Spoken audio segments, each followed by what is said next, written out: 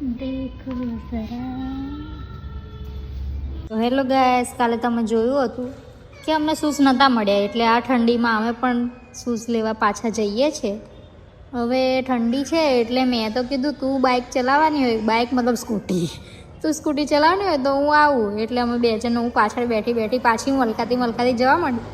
અને આ જો આ કોટા બ્રિજવાળો રસ્તો છે, હું જેટલી વાર આવું ને એટલી વાર લાઇટ ચાલુ જ ના હોય. હું એટલી નસીબ વગરની છું ને. પછી અમે ભોલેનાથને કીધું કે ભગવાન જલ્દી શૂઝની શોપ બતાવી દો, તો અમે તરત પહોંચી ગયા. જો શોપિંગ પણ ચાલુ કરી દીધી છે એણે. તો એની શોપિંગ ચાલુ કરી દીધી, પણ હું તો નવરી ગઈ હતી એટલે મારું થોબડું જોવા મળી. ફરી અરીસો દેખાયો ગયો મને એટલે. फिर शॉप में मैंने एक हैंडसम बंदा देखा, देखो आप भी. शूज લેવાઈ ગયા છે, ચલો હવે નીકળીએ.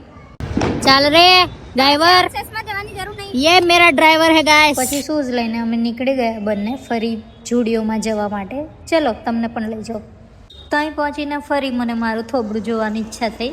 कोई इतना सेल्फ ऑब्सेस कैसे हो सकता है गाइस. ये मैंने किड सेक्शन से लिया था जूडियो से, देख रहे हो.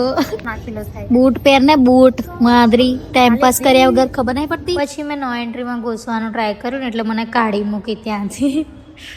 ખુશી તો દેખો શોપિંગ કરવાની, છોકરીઓને એવું જ હોય, થોડુંક કંઈ લઈ લઈએ ને એટલે ખુશ જ થઈ જવાય. અહીંયા બી મેં તમને કંઈક તો દેખાતી હોય. જો ના ખરીદા है गाइस, क्या किया जाए. ये भी अच्छा लग रहा है, ये भी अच्छा लग रहा है. कौन सा लूं? મુજે લે લો મુજે.